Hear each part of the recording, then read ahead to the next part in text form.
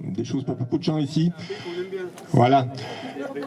Tout d'abord, vous avez vu, il fait beau aujourd'hui, la météo s'est trompée. Alors je me suis posé la question, est-ce que la météo n'a pas été concédée? Je ne sais pas. Hein. Qu'est-ce qui serait passé? Et nous sommes relativement nombreux, peut-être pas assez, mais disons-nous quelque chose. Les décisions, elles seront prises par bien moins de personnes que nous. Elles seront. Alors je suis tout à fait d'accord avec le représentant de Sud. C'est pas l'Europe. Tout va se passer où? À Paris, à deux endroits, à Bercy, ou bien dans une tour de la Défense. Celle de Total, celle de Vinci, je ne sais pas, hein, ou dans les couloirs quelque part. Et c'est ça que nous combattons. Donc nous, je représente le mouvement Région Savoie, un mouvement qui existe depuis bientôt 50 ans. C'est un mouvement régionaliste, on va dire même autonomiste au sens vraiment positif, collaboratif, hein, dans le sens de la coopération des régions les unes avec les autres, c'est-à-dire le principe du fédéralisme. Et on doit s'entraider. La Savoie, c'est aujourd'hui, ce sera demain encore plus, le château d'eau de tout le bassin rhodanien.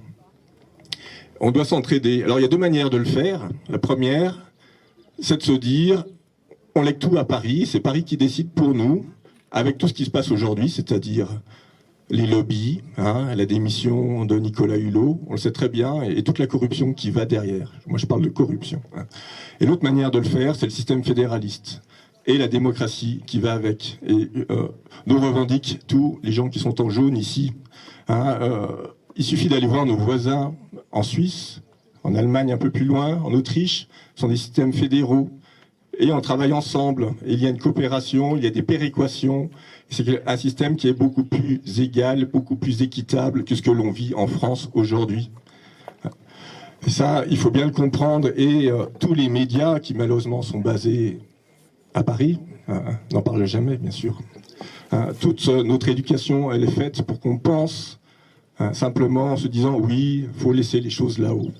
Bien non, en fait, il suffit de regarder chez nos voisins et beaucoup de choses se passent beaucoup mieux. Je voulais simplement rappeler que les barrages ici se sont faits parce que des paysans ont laissé leurs terres, ont laissé leurs alpages. Je pense aussi à toutes les populations que nous sommes et qui vivons tous sous un barrage ici en Savoie.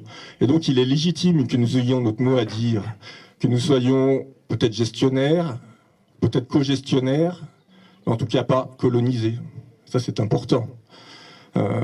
Les enjeux de demain, ils sont de plus en plus importants. Ça a déjà été beaucoup dit, donc je vais être assez court. Ce sont des enjeux multiples. Alors il y a déjà des enjeux énergétiques. L'électricité hydraulique, elle a une valeur qui est extrême. Elle sera encore plus importante demain. Elle est non nucléaire, elle est non carbonée et on peut la stocker. Ça a déjà été dit. Et les enjeux de l'eau, ils sont énormes pour demain.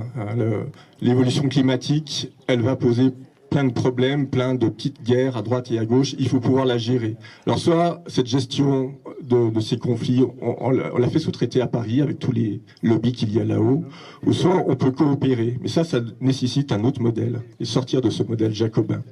Je crois que beaucoup de gens ici veulent autre chose, veulent de la démocratie directe ou semi-directe, veulent pouvoir voter, veulent pouvoir participer à tout cela. Je vais donner, alors, dans le pire des cas, c'est vrai qu'EDF est un opérateur dont nous avons confiance aujourd'hui en Savoie, c'est important. La sécurité, la sûreté, c'est pas quelque chose de trivial. On a l'impression que tout fonctionne bien, qu'il n'y a pas de problème. Si on laisse cela à des Vinci ou à des Total, alors ils sont très compétents, certes, ils sont très compétents dans le milieu de la finance. Au-delà de ça, j'ai beaucoup de doutes. Et je dis, n'attendons pas d'avoir peur, parce que ça sera trop tard. Je vais donner aussi un autre exemple, si demain EDF n'était plus la solution malheureusement. Je vais aller juste de l'autre côté là, de la ligne des Alpes. Vous allez voir le Val d'Ost, la vallée d'Ost, région autonome de la vallée d'Ost. Qu'est-ce qu'ils ont fait quand ils ont été obligés de privatiser les barrages? Eh bien, la région autonome du Val d'Ost a racheté l'intégralité des barrages, hein, et ce qui donne en fait une capacité qui est, pour l'ensemble de cette petite vallée, une capacité qui est équivalente à peu près à 3 fois Roseland. Ça veut dire qu'en local, des élus devraient avoir de la volonté.